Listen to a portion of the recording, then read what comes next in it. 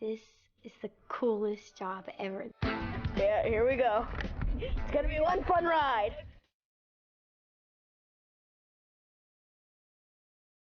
In 1972. New adventure.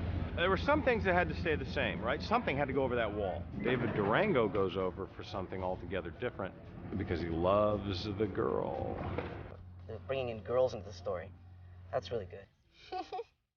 There's boys versus girls. Excuse me? The director is so nice. He is so hilarious. I have this phrase in everything. If there's something awesome or something, I always say cool beans. And the first time the director heard that, he was like, what? What did you say? He was like, did you say cool beans? I was like, yeah. So now I got the director saying cool beans if it's like a good shot or something. Because, oh, that's cool beans. It's such an honor because he's done the first Sandlot, which was a really great movie that I really enjoyed, and he did Radio Flyer, which is a really good movie. If we do a line wrong, then he's like, okay, this time let's do it good. Good. See that? My hands are clean. Oh, that's something. Mr. Myrtle is really that anchor for the mythology of the monster.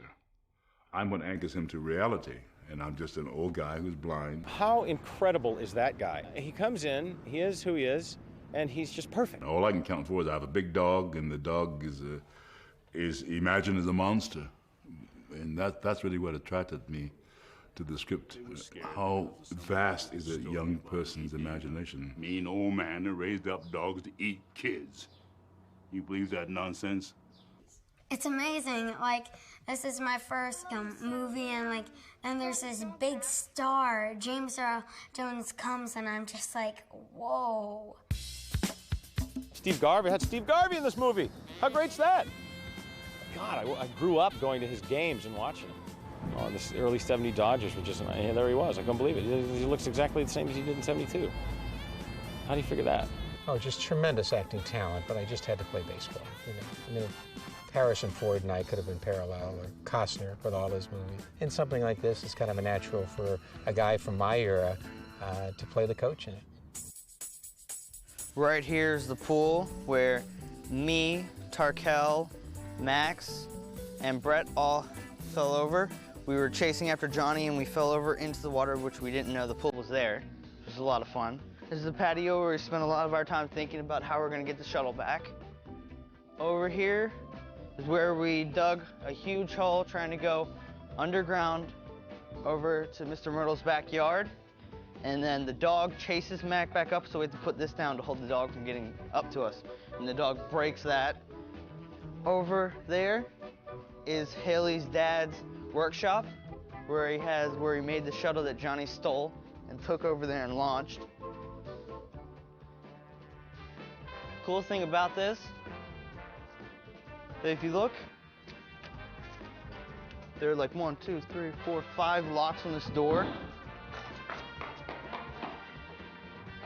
And over here is the Sandlot. Right now they're in the process of taking down the wall, which was this huge junk wall. It was made of refrigerators, washers, dryers.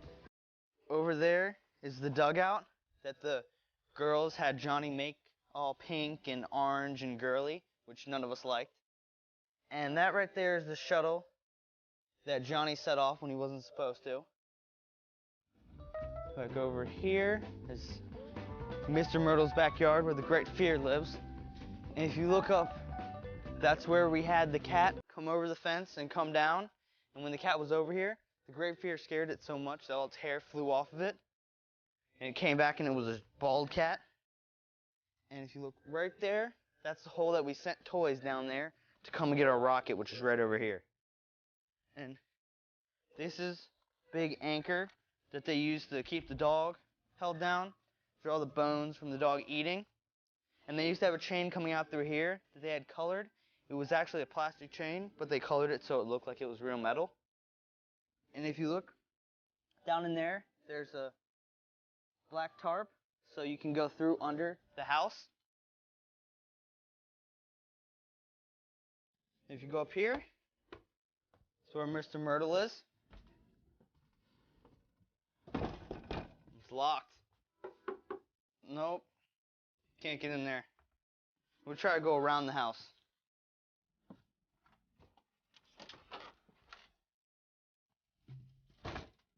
If you look, Mr. Myrtle's house is fake. There's a big tree right behind it.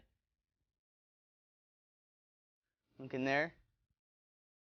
Movie magic. Everything is fake. The dog is an English Mastiff.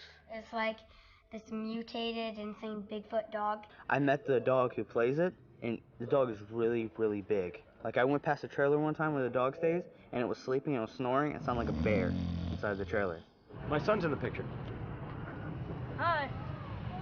We're shooting the scene at the Little League field where Mac and Singleton, where they, mouthed off to each other.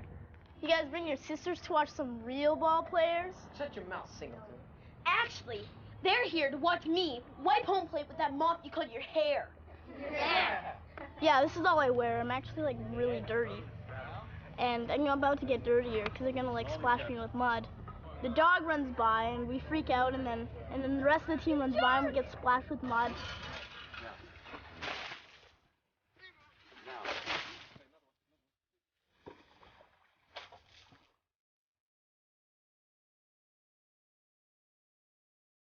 He has the PF Flyers, which Benny had in the original one, when he takes those out of the box. But in this one, he takes out the Nikes, the Waffle Soul trainers, which are supposed to be the greatest then. When we first got here, we all found out that there's a way to climb up it, because in the movie David has to. So we came here, and if you jump on the back of the car, walk up the refrigerator, stand on the oven that's been opened, get up on top of there, climb on top of the other oven, then you can just hop over top of the wall. Oh, they're about to pull down the wall with the big pickup truck over there.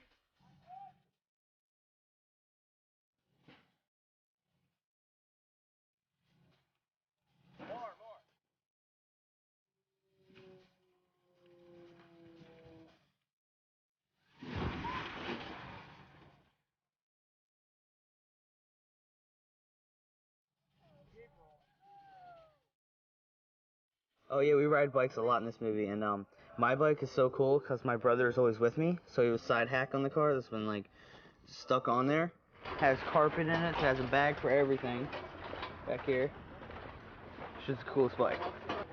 Yeah, he just sits here like a little king, doesn't do anything. I think it's fun, of course, to ride on it. It's pretty cool for me. I feel like I'm the king, right? I get to sit back and do nothing. And I want to thank Cole, Evan Weiss, for doing all the dirty work in the biking around. He's got to do all the pedaling, and I want to thank him for that, because I get to sit back and be lazy. You know, it's been hard, then really fun. So, you know, the really hard parts was when I had to memorize these paragraphs. One night.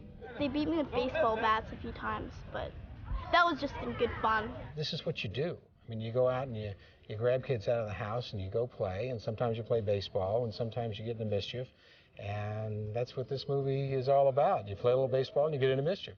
They got here, they know each other, some are from the States, some from Canada, and they all got together and they hung out all the time. They became great friends, and I think that ultimately, had that not happened, this would not be a very good movie. We're all just like, it's all turned out to be like we've known each other for a long time now. Everybody's like friends, so we're all gonna miss each other. You know, if you overcome your fear, you can really do anything. Because once you overcome your fear, nothing can really stand in your way. I think the message is don't steal stuff from people who work with NASA. Yeah, they have powers to do things.